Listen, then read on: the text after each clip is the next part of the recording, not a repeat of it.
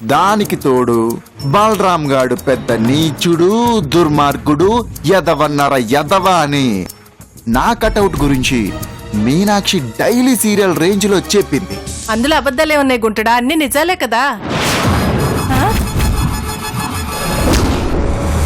ఈ ప్రాజెక్టు ద్వారా వచ్చే ఆదాయంలో 20% అమౌంట్ ని మన అల్లికా డిజైన్స్ లో పనిచేస్తున్న మీ అందరికీ ఇవ్వాలని నిర్ణయించుకున్నాను.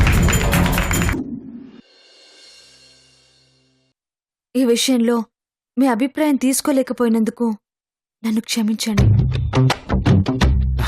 అకార్డింగ్ టు ప్రోటోకాల్ ప్రతి విషయానికి చైర్మన్ అందరితోనూ మీటింగ్ పెట్టి డిస్కస్ చేయాల్సిన అవసరం లేదు.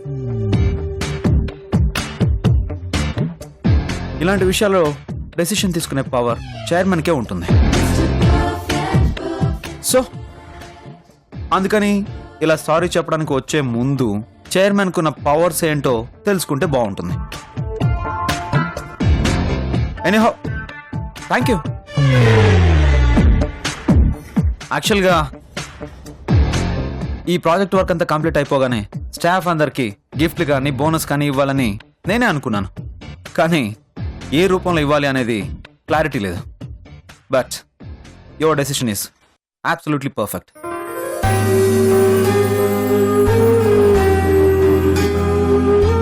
ఇలా ప్రాఫిట్స్లో షేర్ ఇవ్వడం వల్ల స్టాఫ్ అంతా ఇది మా వర్క్ అని డెడికేటెడ్గా సిన్సియర్గా వర్క్ చేస్తారు. దానివల్ల రిజల్ట్స్ చాలా ఫాస్ట్గా ఉండడం మాత్రమే కాదు, చాలా క్వాలిటీగా కూడా ఉంటాయి. రైట్ టైంలో రైట్ డెసిషన్ తీసుకున్నాం. దీన్నే బిజినెస్ సెక్టార్లో అడ్మినిస్ట్రేషన్ క్వాలిటీస్ అంటారు. ఒక హోదా అంటే ఏదో ఒక చైర్లో కూర్చోవడం కాదు, అందరి చేత వర్క్ ఎలా చేయించాలో తెలిసి ఉండడం. Keep it up. Thank you అండి, థ్యాంక్ యూ సో మచ్. మీరేమంటారో ఎలా రియాక్ట్ అవుతారేమోనని చాలా టెన్షన్ పడిపోయాను. ఇంత బాగా అర్థం చేసుకున్నందుకు థ్యాంక్ యూ అండి, థ్యాంక్ యూ సో మచ్. అంటే అర్థం చేసుకోవడం నాకు చేత కాదు అనుకుంటుందా, లేకపోతే ఆ క్వాలిటీస్ నాలో లేవు అనుకుంటుందా? ఇలాంటి విషయాలను అర్థం చేసుకోలేకపోవడానికి నేనేమైనా మూర్ఖున్నా ఫూల్నా? ఇంత స్పోర్టివ్గా అభినందిస్తే కాంప్లిమెంట్లా తీసుకోకుండా ఇగో చూపిస్తుందా? ఇగో ఏమండి, మర్చిపోయాను ఇంకో ముఖ్యమైన విషయం. ఈ వర్క్ ని కంప్లీట్ చేయడానికి చూడండి చైర్మన్ గారు, అకార్డింగ్ టు ప్రోటోకాల్ ఏదైనా అడ్మినిస్ట్రేషన్కి సంబంధించిన విషయాల గురించి చెప్పాలి అంటే చైర్మన్ని పిలిచి మాట్లాడాలి, లేదంటే ఫోన్ చేసి చెప్పాలి. అంతేగాని ఏదో కూరగాయల షాప్కి చేపల మార్కెట్కి వెళ్ళినట్టు ప్రతి చిన్న విషయానికి చైర్మన్ గారు ఇలా రాకూడదండి. ఎదుటి వాళ్ళు అర్థం చేసుకుంటారో లేదో, వాళ్ళకి అర్థం చేసుకునే మనసు ఉందో లేదో ఆలోచించే టైంలో కొంచెం చైర్మన్కున్న హోదా గురించి ఆలోచిస్తే బాగుంటుంది.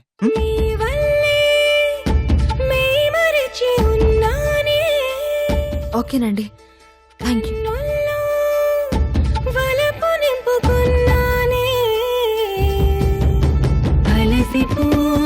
మనసులా కలుసుకోలేవా పలుకురాని మౌనమై మిగిలి ఉన్నాగా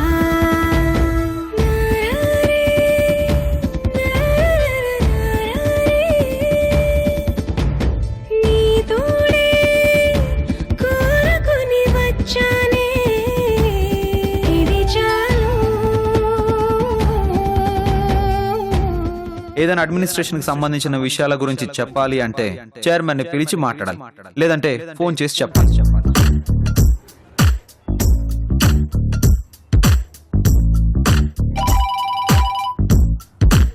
హలో, వైస్ చైర్మన్ గారు, నేను చైర్మన్ అండి. తెలుసు, చెప్పండి చైర్మన్ గారు. అదేనండి, ఈ ప్రాజెక్ట్ ని ఇన్ టైంలో కంప్లీట్ చేసి ఇవ్వాలంటే మన దగ్గరున్న మ్యాన్ పవర్ సరిపోదు కాబట్టి టెంపరీగా కొంత మ్యాన్ పవర్ తీసుకోవాలి అని అనుకున్నాం కదా. అనుకున్న పాత విషయాల గురించి కాదు, ఫోన్ చేసిన కొత్త విషయం గురించి చెప్పండి చైర్మన్ గారు. అదేనండి, మ్యాన్ పవర్ ని సప్లై చేసే ఏజెన్సీస్ తో ఈ రోజు మీటింగ్ ఉంది కదా, దానికి సంబంధించిన ఫైల్ రెడీ అయిందా? ఆ పనిలోనే ఉన్నాను. ఓ 10 minutesలో అయిపోతుంది చైర్మన్ గారు. ఒక గంటలో మీటింగ్ పెట్టుకొని ఇంకా 10 మినిట్స్ ఏంటి? అయినా ఇప్పటిదాకా ఫైల్ రెడీ చేయకుండా ఏం చేస్తున్నారు? ఇదేం గోంగూర పచ్చడి కాదు, రోట్లో వేసి నూరడానికి. కోట్ల రూపాయలకు సంబంధించిన విషయం, కొంచెం క్యాలిక్యులేటెడ్గా వర్క్ చేయాలి. ఒక 10 minutesలో అయిపోతుంది. ఫోన్ పెట్టేయండి.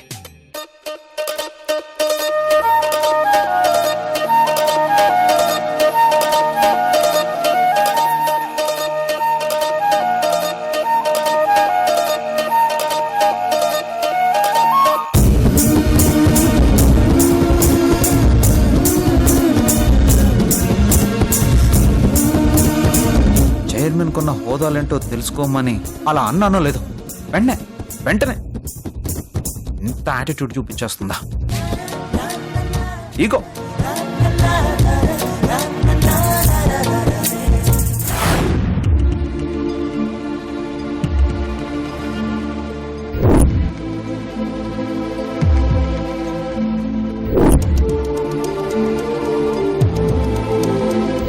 నిన్నటి నుంచి ఏదో మిస్ అయిందని ఫీల్ అవుతున్నాను, కానీ ఇదని తెలీదు. Thank you puri, thank you so much. బావ ఫోటో బలరాం దగ్గర ఎందుకుందో అర్థం కావట్లేదు. అసలు బలరాంని ఏ విధంగా అడగాలో అంతకన్నా అర్థం కావట్లేదు. ఒకవేళ ఎందుకు అడుగుతున్నావని ఎదురు ప్రశ్న వేస్తే అసలు ఏమని సమాధానం చెప్పాలో అర్థం కావట్లేదు. ఏం చేయాలో ఎలా తెలుసుకోవాలో అర్థం కాక పిచ్చెక్కిపోతుంది.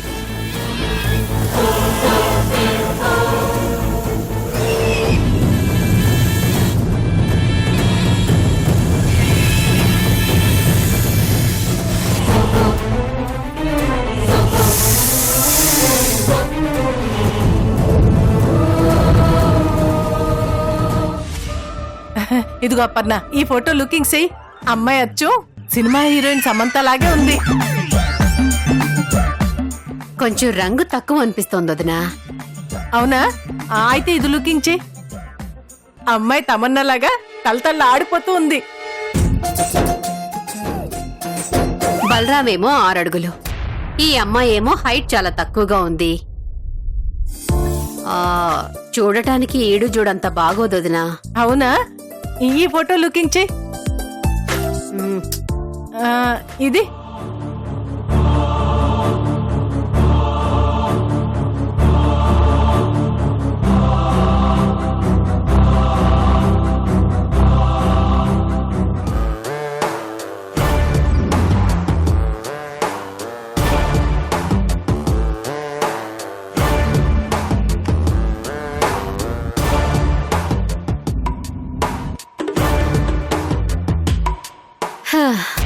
ఏంటొదినా ఇది? అసలు ఒక్క అమ్మాయినా బాగుందా? మన బలరాంకి తగ్గట్టుగా ఉందా చెప్పు? ఈ ఇంటికి కోడలుగా వచ్చే అమ్మాయి అంటే ఎలా ఉండాలి? కొంచెం వాటిని దృష్టిలో పెట్టుకొని చూడొదినా, అంతేగాని ఇలాంటి పిచ్చి పిచ్చి సంబంధాలు కాదు.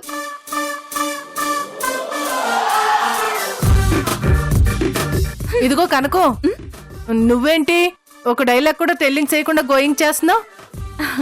అంటే మీ ఊర్లో అమ్మాయిలు ఇంత అందంగా ఉంటారని తెలియక?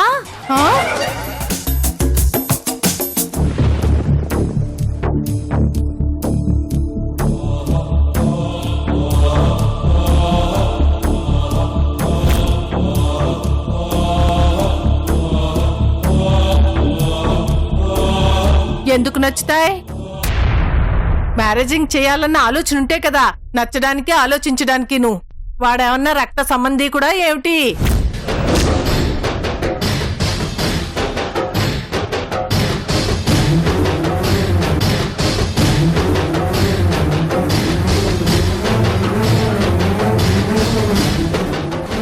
పూరి, నువ్వేమిటి ఆఫీసు గోయింగ్ చేయకుండా ఇంట్లోనే ఉన్నావు?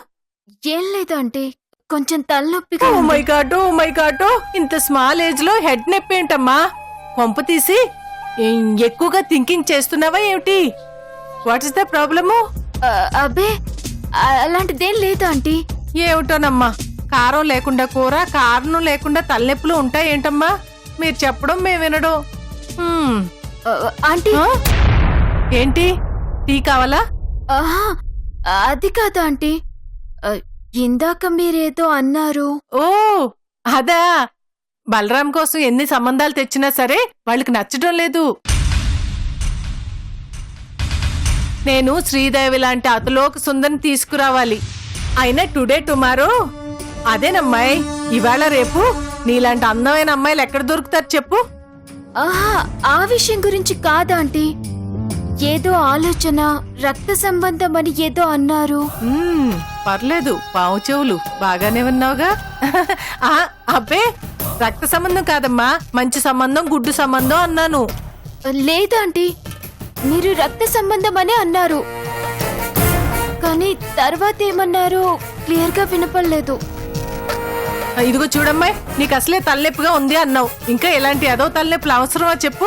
అయినా ప్రతి ఇంట్లో ఏదో ఒకటి ఉంటూనే ఉంటాయి. బయట వాళ్ళు మనకెందుకు, ఏదో చూసి చూడనట్టు గోయింగ్ చేయాలి. ఇదిగో అమ్మాయి, నువ్వు నన్ను ఆస్కింగ్ చేస్తే చేసావు గాని ఇంకెవరిని మాత్రం ఆస్కింగ్ చేయకు. అది కాదంటీ.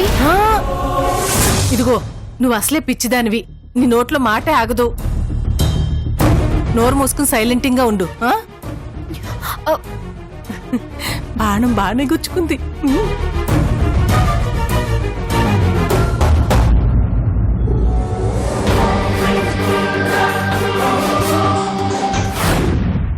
ఇది మాకు చాలా ప్రెస్టీజియస్ ప్రాజెక్ట్. అలాగే ఈ ప్రాజెక్ట్ వర్క్ని కంప్లీట్ చేయడానికి మాకు చాలా తక్కువ టైం ఉంది. సో ఇన్ టైంలో ఈ వర్క్ని కంప్లీట్ చేసి గవర్నమెంట్కి సబ్మిట్ చేయాలంటే మాకు కొంత మ్యాన్ పవర్ కావాలి. ప్రింటింగ్ సెక్షన్ నుంచి ప్యాకింగ్ సెక్షన్ దాకా ఇలా రకరకాల డిపార్ట్మెంట్స్లో వర్క్ చేయడానికి ఎఫిషియెంట్స్ని మీరు సప్లై చేస్తారని ఎక్స్పెక్ట్ చేస్తున్నాం. ష్యూర్ సార్, తప్పకుండా. Very good. చైర్మన్ గారు కూడా వస్తున్నారు. ఫర్దర్గా డిస్కస్ చేసి ఫార్మాలిటీస్ని కంప్లీట్ చేద్దాం. Okay sir.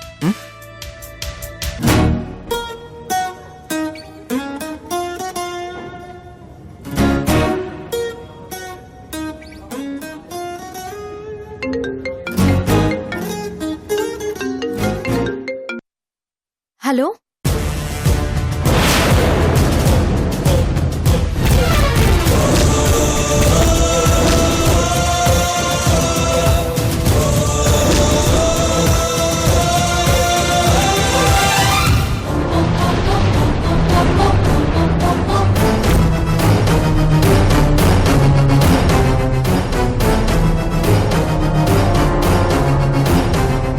ఓకే, నేను ఇప్పుడే బయలుదేరుతున్నాను.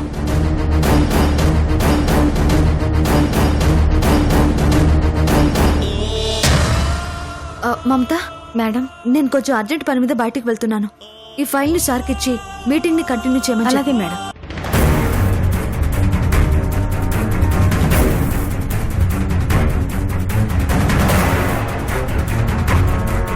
సో మీ రిక్వైర్మెంట్స్ ఏంటన్నది, ఫైనాన్షియల్గా మీ ఎక్స్పెక్టేషన్స్ ఏంటన్నది చైర్మన్ గారికి చెప్తే. Excuse me sir, can I come in sir? Yeah please. Sir, madam గారికి ఏదో అర్జెంట్ పని ఉందని బయటకు వెళ్ళారు. మిమ్మల్ని మీటింగ్ కంటిన్యూ చేయమన్నారు. ఒకవైపు ఇంత ఇంపార్టెంట్ మీటింగ్ పెట్టుకుని ఎక్కడికి వెళ్ళి ఉంటుంది? అయినా ఈ మీటింగ్ కాదనుకుని వెళ్ళాల్సినంత అర్జెంట్ వర్క్ ఏముంటుంది? All right, you. Thank you sir. Yeah.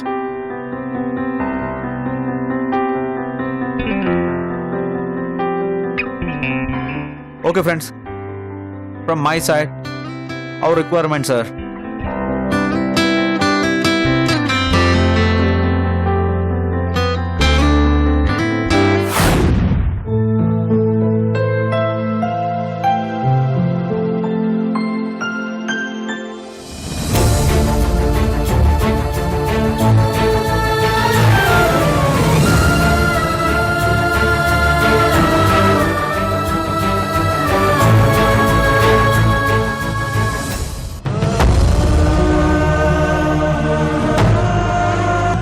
పూర్ణిమా,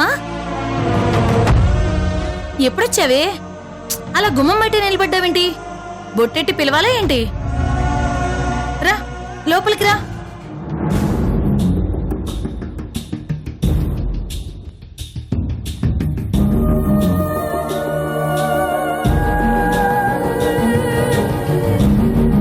బెంగళూరు నుంచి ఎప్పుడొచ్చావే?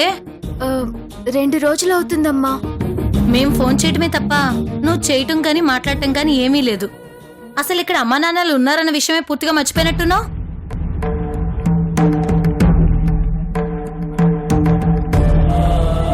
సరే గాని టైంకి తింటున్నావా లేదా?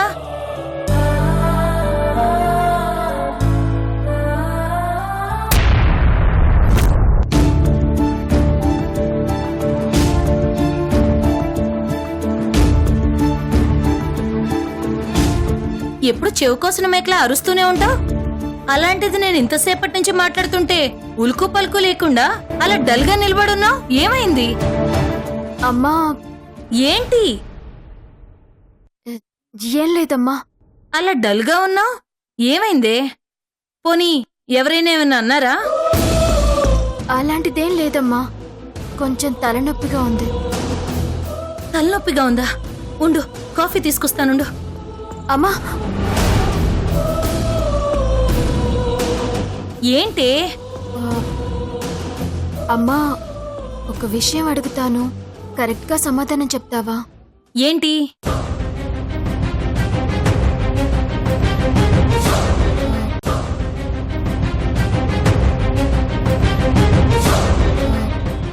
అమ్మా, బావ హైదరాబాద్ లో ఉన్నాడని చెప్పావు కదమ్మా, అసలు ఇక్కడెందుకున్నాడు? ఏదైనా అనాథ శరణాలయంలో ఉన్నాడా, లేదంటే ఎవరికైనా దత్తతిచ్చారా? అసలు ఏం జరిగిందమ్మా? ఇదేనా నీ తలనొప్పి కారణం? అమ్మా ప్లీజ్ అమ్మా, చెప్పమ్మా. ఈ విషయం గురించి అడిగితే మర్యాదగా ఉండదని నీకిప్పటికే 1,00,000 సార్లు చెప్పాను. చెప్తే అర్థం కాదా? ప్లీజ్ అమ్మా, ఊరికే తెలుసుకుందామని అడిగాను అంతే. ప్లీజ్ చెప్పమ్మా, ప్లీజ్ ప్లీజ్. ఏం చేస్తావే? తెలుసుకుని ఏం చేస్తావు? అసలు ఎక్కడున్నాడో, ఉన్నాడో లేదో? ఇంకెప్పుడు ఇలా అనకు. ఉన్నాడమ్మా, బావ బతికే ఉన్నాడు.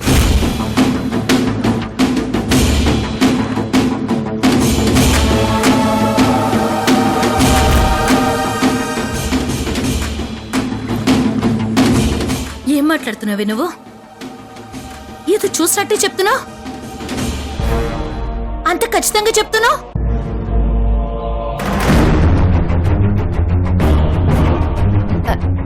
అంటే అది నా మనసులో బతికే ఉన్నాడు అంటున్నాను. నోర్మోయ్, పిచ్చి పిచ్చిగా ఉందా నీకు? నువ్వు ఇలా అడుగుతున్న విషయం మీ అత్తకి తెలిస్తే చంపేస్తుంది తెలుసా? అయినా సరే అర్థం చేసుకోకుండా ఎందుకే మమ్మల్ని ఇలా పదే పదే చంపేస్తున్నావు? ఒకవైపు పీటల మీద పెళ్ళాగిపోతుందనే బాధ, మరోవైపు నీకెలా నచ్చ చెప్పాలో అర్థం కాని పరిస్థితి. ప్రతి క్షణం మానసికంగా చచ్చిపోతున్నావే. ఇలా చేసి పూర్తిగా చచ్చిపోయేలా చేయకు. అమ్మా, పోనీ ఓ పని చేయవే, నీ చేతులతోనే నాకు మీ నాన్నకి కొంచెం విషయం ఇవ్వు, మాకి బాధ తప్పుతుంది. అమ్మా, అమ్మా, అమ్మా. పిల్లల్ని కనేటప్పుడు బాధపడొచ్చు కానీ ఎందుకన్నావా అని బాధపడకూడదు. దయచేసి మాకు ఆ పరిస్థితి తీసుకురా మాకు. అమ్మా, అమ్మా,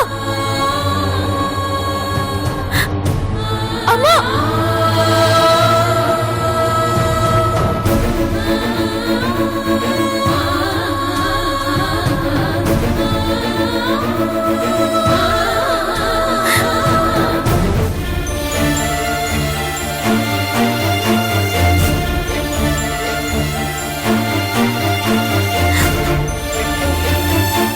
నాన్న, చూసావా నాన్న, అమ్మ ఎలా మాట్లాడుతుందో చూసావుగా.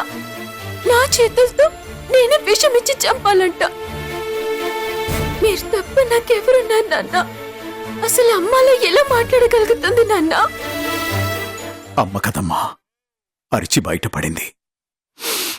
నాన్నని కదా బయటపడలేకపోతున్నాను. కానీ ఇక్కడ మాత్రం అంతకంటే ఎక్కువ బాధ ఉందమ్మా.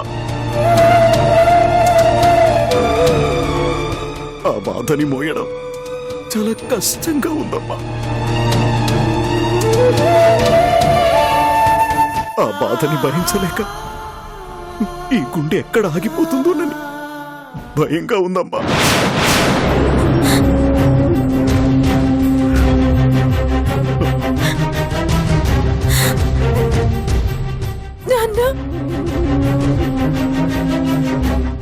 నా భయం ప్రాణం పోతుందని కాదమ్మా,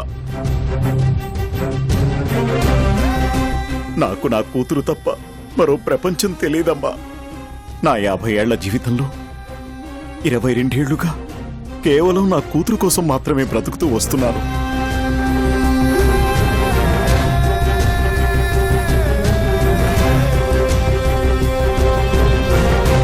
ఒక అద్భుతమైన డిజైనర్స్ కంపెనీ ఉంది, అభి డిజైన్స్ అని.